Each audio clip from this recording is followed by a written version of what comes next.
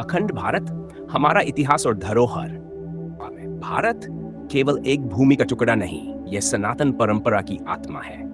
यहाँ की मिट्टी में अनगिनत ऋषियों की तपस्या है।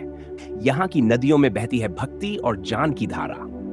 यह वह धरती है जिसने वेदों की ऊंचाइयों से सृष्टि को गुंजायमान किया, जिसने योग और अध्यात्म का प्रकाश पूरी दुनिया को दिया। यह वही भारत है जहां राम ने धर्म की स्थापना की, कृष्ण ने नीति का उपदेश दिया और जहां गौतम बुद्ध व महावीर ने अहिंसा का संदेश दिया।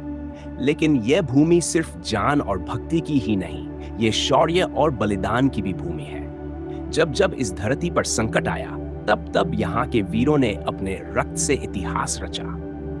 पृथ्वीराज चौहान की तलवार से लेकर महाराणा प्रताप के घोड़े छेतक की दौड़ तक, झांसी की रानी के संघर्ष से लेकर भगत सिंह के बलिदान तक, हर युग में इस धरा ने रणबांकुरों को जन्म दिया है।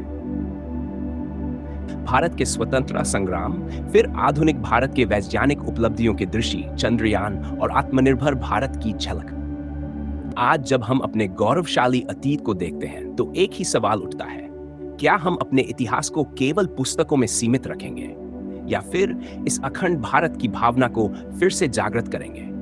आइए सनातन संस्कृति के दीप को फिर से प्रज्वलित करें, भारत के गौरव को पुनः स्थापित करें, क्योंकि भारत केवल एक देश नहीं, यह एक विचारधारा है, यह सनातन सत्य है। सनातन संस्कृति हिंदी चैनल की प्रस्तुति में अखंड भारत, हमारा इतिहास और धरोहर। भारत सिर्फ एक देश नहीं, बल्कि एक सोच, एक संस्कार, एक परंपरा है। इसकी मिट्टी में अनगिनत कहानियां दबी है, बलिदान की, शौर्य की और अनंत गौरव की। हमारी ये धरती सिर्फ एक भूगोल नहीं, बल्कि सभ्यता की आत्मा है, जिसने सदियों से पूरी दुनिया को ज्ञान, आध्यात्म और सहिष्णुता का संदेश दिया है। आइए इसी गौरवशाली इतिहास के एक बेहद खास अध्याय में चलते हैं। मध्यकालीन भारत, संघर्ष और शौलीन भारत, संघर्ष और शौर्य। बाहरी आक्रमण और भारत की परीक्षा। मध्यकाल भारत के लिए बहुत चुनौतीपूर्ण दौर था। बड़े बड़े साम्राज्य कमजोर पड़े और विदेशी आक्रांताओं ने हम पर हमला करना शुरू कर दिया। कभी तुर्क आए, कभी अफगान, तो कभी मुगल। ये युद्ध सिर्फ तलवारों से नहीं लड़े गए, बल्कि हमारी संस्कृति, आस्था और पहचान की भी परीक्षा थी। लेकिन भारत हमेशा डटा रहा, हर मुश्किल को पार किया और अपनी जड़ों को कभी उखड़ने नहीं दिया। जब अंधेरा छाया तो सूरज भी निकले। इतिहास गवाह है कि जब भी संकट आया, इस धरती से ऐसे योद्धा उठे जिन्होंने अपने शौर्य और बलिदान से इतिहास लिख दिया। महाराणा प्रताप। हल्दी घाटी की लड़ाई में प्रताप ने मातृभूमि की रक्षा के लिए जो बलिदान दिया, वो अमर है। जंगलों में रहकर भी उन्होंने अपनी आन बान पर आंच नहीं आने दी। छत्रपति शिवाजी, मराठा साम्राज्य के संस्थापक, जिन्होंने अपनी सूझबूझ और बहादुरी से विदेशी ताकतों को मात दी।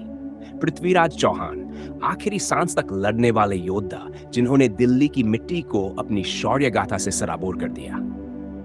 गुरु गोविंद सिंह, सिखों के दशम गुरु, जिन्होंने धर्म की रक्षा के लिए अपने पूरे परिवार का बलिदान कर दिया, लेकिन अन्याय के सामने झुके नहीं। कल्पना कीजिए, युद्ध का मैदान जहां तलवारें टकरा रही हैं, रणबांकुरे मातृभूमि की रक्षा के लिए लहू बहा रहे हैं और वीरता की गूंज हर तरफ सुनाई दे रही है। यह सिर्फ इतिहास की किताबों में पढ़ने की बातें नहीं है, यह वह गाथाएं हैं जो हमारी आत्मा को झकझोर देती हैं। हमारा इतिहास, हमारी धरोहर। भारत का इतिहास सिर्फ लड़ाइयों की कहानी नहीं, बल्कि उन नायकों की अमर गाथा है जिन्होंने धर्म और संस्कृति की रक्षा के लिए अपना सब कुछ न्योछावर कर दिया। ये उनका संघर्ष ही है कि आज हम अपनी विरासत पर गर्व कर सकते हैं। तो आइए इस महान यात्रा का हिस्सा बने और प्रण करें कि अपने इस गौरवशाली इतिहास को हमेशा संजोकर रखेंगे और आने वाली पीढ़ियों तक पहुंचाएंगे। जय हिंद, वंदे मातरम। ब्रिटिश राज और आजादी की लड़ाई। कैसे आया अंग्रेजों का राज और कैसे शुरू हुआ विरोध? अंग्रेज पहले तो व्यापार करने आए थे, लेकिन धीरे धीरे उन्होंने पूरे देश पर कब्जा कर लिया।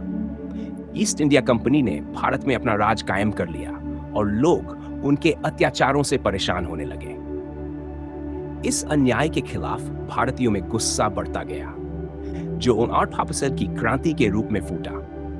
जो फाफसी की क्रांति, पहली आजादी की जंग। यो आंसर का विद्रोह भारत का पहला बड़ा स्वतंत्रता संग्राम था। इसकी शुरुआत मंगल पांडे ने की, जब उन्होंने अंग्रेजों के खिलाफ बगावत कर दी। इसके बाद रानी लक्ष्मीबाई, तात्या टोपे और कई अन्य योद्धाओं ने अंग्रेजों से जमकर लोहा लिया। हालांकि ये क्रांति सफल नहीं हुई, लेकिन इसने अंग्रेजों के खिलाफ लड़ाई की नींव रख दी। क्रांतिकारी आग। ई 1847 के बाद अंग्रेजों ने अपना शासन और कड़ा कर दिया, लेकिन भारतीयों का संघर्ष भी तेज हो गया। 20वीं सदी में क्रांतिकारियों ने अंग्रेजों की नाक में दम कर दिया।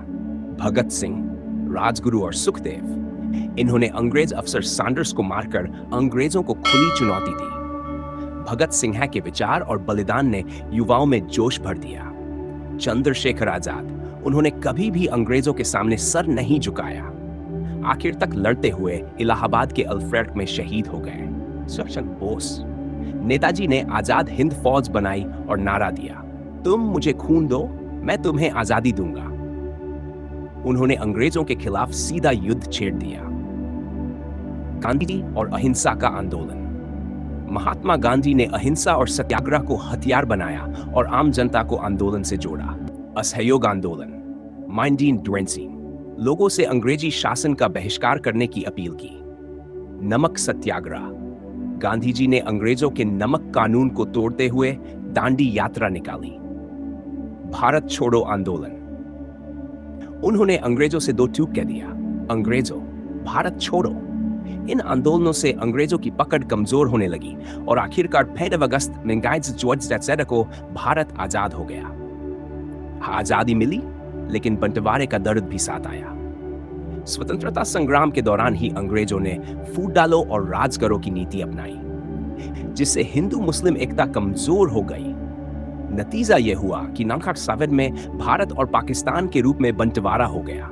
लाखों लोग बेघर हो गए, भयानक दंगे हुए और ये भारत के इतिहास की सबसे दर्दनाक घटनाओं में से एक बन गई। आज का भारत फिर से एक महाशक्ति बनने की ओर। भारत की तरक्की।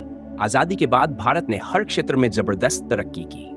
वैज्ञानिक उपलब्धियां। इसरो ने चंद्रयान और मंगलयान जैसे मिशन भेजकर दुनिया में भारत का नाम रोशन किया। आर्थिक विकास। आत्मनिर्भर भारत अभियान से देश की अर्थव्यवस्था तेजी से बढ़ रही है। सैन्य ताकत। भारतीय सेना, नौसेना और वायुसेना आज दुनिया की सबसे मजबूत सेनाओं में से एक है। संस्कृति और आध्यात्मिक पुनर्जागरण। भारत की संस्कृति और परंपराएं फिर से नई ऊंचाइयों पर पहुंच रही हैं। योग, आयुर्वेद और वेदांत को पूरी दुनिया अपना रही है। अयोध्या में राम मंदिर, काशी विश्वनाथ कॉरिडोर और केदारनाथ पुनर्निर्माण जैसे प्रोजेक्ट हमारी आध्यात्मिक विरासत को और मजबूत कर रहे हैं। क्या भारत फिर से अखंड भारत की ओर बढ़ रहा है? भारत आज सिर्फ भौगोलिक रूप से ही नहीं, बल्कि सांस्कृतिक और आर्थिक रूप से भी मजबूत हो रहा है। क्या हम फिर से अखंड भारत की ओर बढ़ रहे हैं? यह सवाल अब हर किसी के मन में है। भारत एक महाशक्ति बनने की राह पर है और आने वाले समय में यह विश्व में अपनी अलग पहचान बनाएगा। भारत की वर्तमान स्थिति और पुनरुत्थान। आधुनिक भारत की तरक्की। आज का भारत हर क्षेत्र में तेजी से आगे बढ़ रहा है, चाहे वह विज्ञान हो, अर्थव्यवस्था हो या फिर रक्षा क्षेत्र। अगर विज्ञान की बात करें तो इसरो ने हमें गर्व से भर दिया है। चंद्रयान मिशन की सफलता ने साबित कर दिया कि भारत अब किसी से पीछे नहीं है। गगनयान मिशन और मंगल मिशनों से हमारी वैज्ञानिक क्षमता और मजबूत हो रही है। आर्थिक रूप से भी भारत तेजी से आत्मनिर्भर बन रहा है। मेक इन इंडिया और आत्मनिर्भर भारत जैसे अभियानों से हमारे उद्योगों को नई ताकत मिली है। डिजिटल इंडिया और स्टार्टअप कल्चर ने युवाओं को नया जोश और आत्मनिर्भर बनने का हौसला दिया है। हमारी जीडीपी लगातार बढ़ रही है और भारतीय कंपनियां अब ग्लोबल लेवल पर अपना नाम बना रही हैं। अब अगर रक्षा क्षेत्र की बात करें तो भारत पहले से कहीं ज्यादा मजबूत हो चुका है। अग्नि, ब्रह्मोस और तेजस जैसे स्वदेशी हथियार हमारी आत्मनिर्भरता का सबूत है। अब हम सिर्फ खुद के लिए ही नहीं, बल्कि दुनिया को भी रक्षा उपकरण बेच रहे हैं। संस्कृति और आध्यात्मिक जागरूकता। भारत की तरक्की सिर्फ टेक्नोलॉजी और इकोनॉमी तक सीमित नहीं है, बल्कि हमारी संस्कृति और आध्यात्मिकता भी एक नई ऊंचाई पर पहुंच रही है।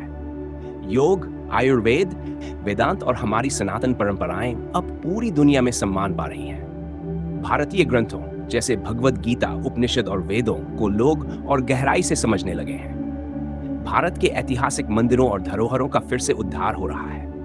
काशी विश्वनाथ कॉरिडोर, राम मंदिर, केदारनाथ पुनर्निर्माण जैसे प्रोजेक्ट्स भारतीय संस्कृति की भव्यता को फिर से जीवंत कर रहे हैं। ये सब हमारे गौरवशाली इतिहास और सनातन परंपराओं की मजबूती को दिखाता है। क्या भारत फिर से अखंड भारत की ओर बढ़ रहा है?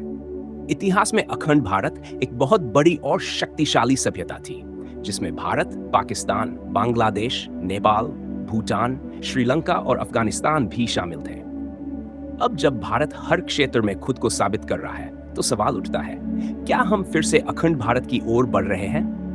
आज भारत अपनी सीमाओं से बाहर भी अपनी पहचान बना रहा है, चाहे वह आर्थिक ताकत हो, सांस्कृतिक प्रभाव हो या फिर आध्यात्मिक नेतृत्व। हमारे पड़ोसी देश भी भारत के साथ मजबूत रिश्ते बना रहे हैं। भारत का प्रभाव सिर्फ भौगोलिक स्तर पर नहीं, बल्कि सांस्कृतिक और आध्यात्मिक रूप से भी फैल रहा है। अखंड भारत सिर्फ एक नक्शे की बात नहीं है, बल्कि यह हमारी सांस्कृतिक, आध्यात्मिक और आर्थिक एकता की भावना को दर्शाता है। अगर भारत इसी तरह तरक्की करता रहा, तो वह दिन दूर नहीं जब हम फिर से अपने गौरवशाली अतीत को हासिल करेंगे और पूरी दुनिया में अपनी पहचान को और ऊंचाई तक पहुंचाएंगे। तो दोस्तों, यह सिर्फ एक कहानी नहीं थी, बल्कि हमारे सनातन धर्म, हमारी संस्कृति और हमारी पहचान को याद दिलाने वाला एक संदेश था। भारत सिर्फ एक देश नहीं, बल्कि एक सोच है, एक जीवन शैली है। यह वो भूमि है जहां ऋषियों ने तप किया, योद्धाओं ने धर्म की रक्षा की और भक्तों ने भगवान की भक्ति में अपने जीवन को समर्पित कर दिया। आज हमें फिर से अपने संस्कारों को जगाने की जरूरत है। हमें अपने मूल्यों को समझने और अपनाने की जरूरत है। जब जब अधर्म बढ़ा, तब तब धर्म की रक्षा के लिए कोई न कोई आगे आया। अब वक्त है कि हम अपने भीतर की शक्ति को पहचानें और अपने सनातन धर्म को अपने जीवन में पूरी तरह उतारें। अब आप सबसे एक अनुरोध है, आइए हम सब मिलकर अपने महान भारत को और भी गौरवशाली बनाएं। हमारी संस्कृति, हम संस्कार और हमारा धर्म, ये हमारी धरोहर है। इनकी रक्षा करना हमारा कर्तव्य है। दोस्तों, अगर आपको ये वीडियो अच्छा लगा, अगर इसने आपके दिल को छुआ, तो इसे लाइक करें, अपने विचार कमेंट में बताएं और इस संदेश को ज्यादा से ज्यादा लोगों तक पहुंचाने के लिए हमारे चैनल सनातन संस्कृति हिंदी चैनल को सब्सक्राइब जरूर करें। आपकी एक छोटी सी सहभागिता हमारे सनातन धर्म के प्रचार और प्रसार में बहुत बड़ी भूमिका निभा सकती है।